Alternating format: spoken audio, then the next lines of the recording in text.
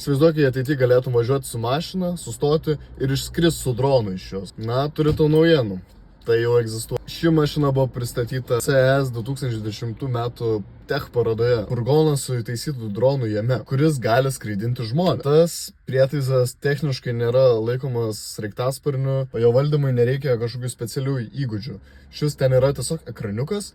Tu gali paspausti, kur tave nuskraidinti ir jis tiesiog tave nuskraidins. Šios skraidančio automobilio dizainas man pačiam primena Cybertruck, bet tokią furgono versiją. Dar vienas įdomus faktas yra tai, kad šiame automobilyje taip pat yra valdomi ir galiniai ratai. Šiek tiek ironiška ir vienas iš, manau, mašinos minusų yra tas, kad tas nesraigtasparnis gale užima tiek vietos, kad realiai bagažui nebelieka. Tai jis turi didelę mašiną, kur negalite įsidėti daiktų. Pats automobilis turi 800 W bateriją, su kuria galima nuvažiuoti apie 600 mylių arba 970 km.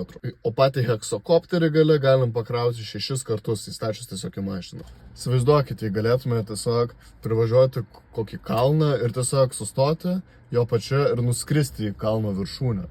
Arba nuvažiuoti prie ežero ir tiesiog perskristi jį ir grįžti atgal savo saugiai, įsidėti savo droniuką ir toliau važiuoti. Ir aišku, labai patogu, kelias nebepravažiuojamas, tiesiog praskris toliau. Šį žemės ir oro transporto priemonių mišinį sukūrė kompanija Xpeng Aerot. Ji yra didžiausia skraidančių automobilių gamintoja Azijoje. Ji visuotinę šio automobilio gamybę pradės kitąmet 2026 metais ir, žinoma, tokia pirkinio kaina yra gan didžiulė. Su visom komplektacijom šis furgoniukas su dronu atsieis $300 000. Ši įmonė jau sulaukė 3000 išankstinių užsakymų. Ir tai parodo gan didelį susidomėjimą jų produktų. Jei pažiūrėti iki pačio galo, kažką naujo sužinoti, ar jums patiko, galite paspausti patinka, parašyti komentarą ir pasidalinti su draugu.